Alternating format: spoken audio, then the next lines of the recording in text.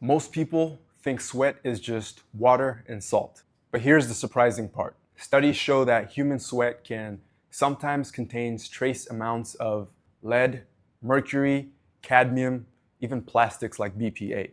When I initially read that, it changed the way I thought about infrared saunas. Because if something as simple as sweat can move out some toxins, what happens when you amplify that with infrared heat? So that's the big question. Does infrared sauna detoxification actually work?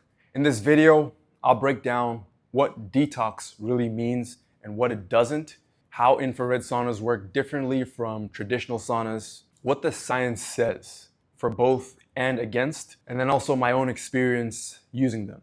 The real pros and cons so you can decide if it's worth it for adding to your recovery protocol. If you're new here, I'm Cam. I test out recovery and wellness tools to figure out what actually works and not just sounds good in theory. I try to cut out the fluff and just give you the stuff that's worth your time. First, let's clear something up. Your liver and kidneys are the main detox organs. They work 24/7 to process and eliminate waste. So if you're out there and you've heard claims like infrared saunas flush all the toxins out of your body, that's an exaggeration. Research has also found that sweat can carry small amounts of heavy metals and chemicals. So for example, a study published in the Journal of Environmental and Public Health found higher concentrations of arsenic, cadmium, lead, mercury in the sweat. That was compared to blood or urine in some cases. So sweating isn't a replacement for your liver or kidneys. It's an additional pathway. Think of it as your body having an extra exit ramp on the detox highway. So what makes infrared saunas different? Traditional steam saunas heat the air around you.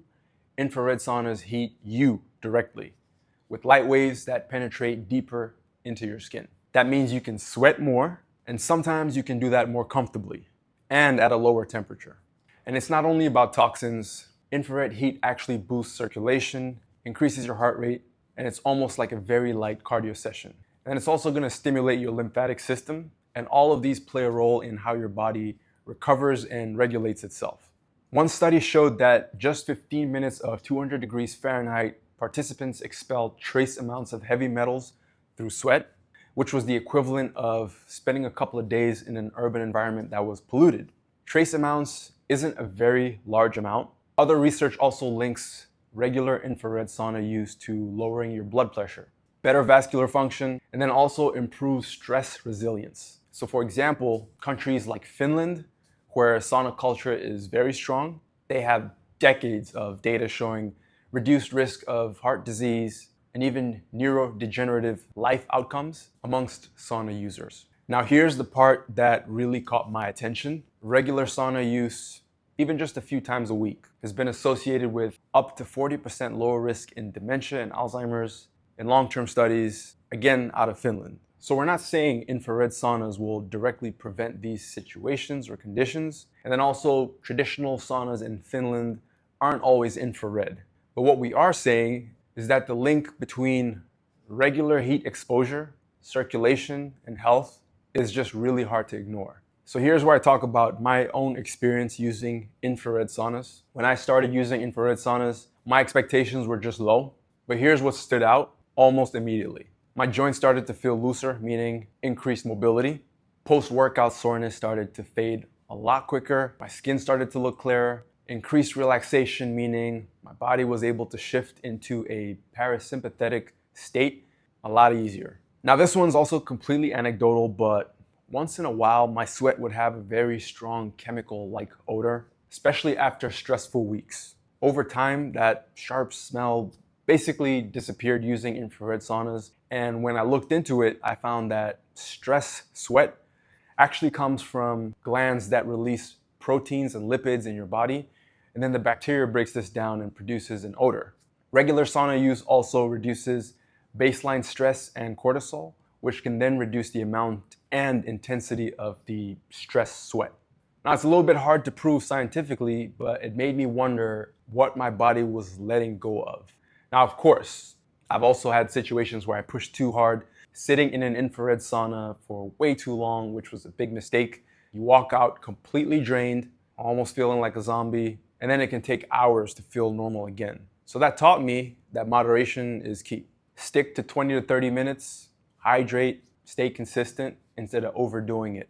So here are the pros. Infrared saunas are easier to tolerate than steam saunas. They support circulation, flexibility, and relaxation. They also help your body sweat out small amounts of unwanted compounds. And then that post-sauna reset is a hard feeling to beat. Now the cons are, if you overdo it, you can completely feel wiped out. So you must hydrate and then also replenish your electrolytes. And now infrared saunas are not some sort of magic cleanse. They are a support tool, not a miracle. Now this is really gonna help people who already do the basics. Your exercise routine, diet, hydration, all of that is already taken care of. And then also the people that are overtrained and recovery hungry, the type of person that is always pushing their workouts really hard, worried that the soreness is gonna slow them down. Infrared saunas for them equals faster recovery, looser muscles, and then just better training consistency.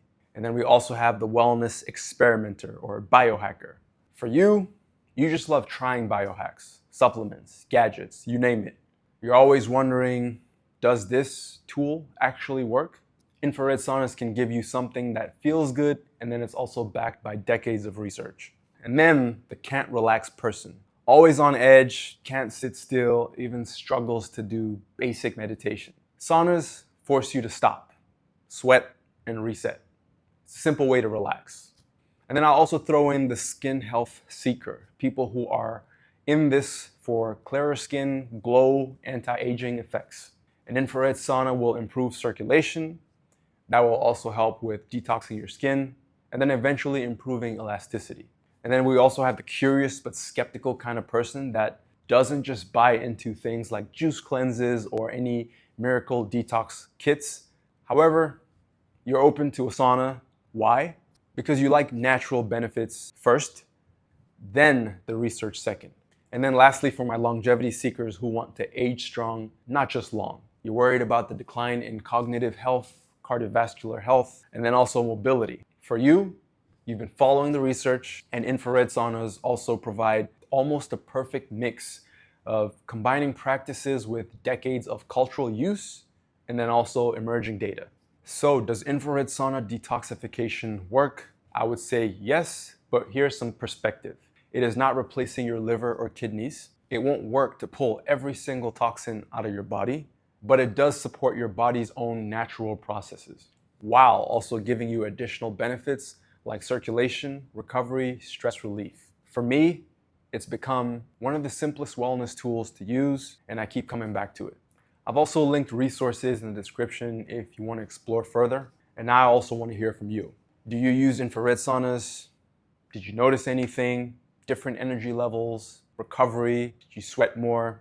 Whatever your experience is, drop it in the comment below. I'd love to hear what you have to share and whatever else you're curious about. And if you want more grounded, research-backed reviews on recovery and wellness tools, hit the subscribe button. Thanks for watching, and I'll see you in the next one.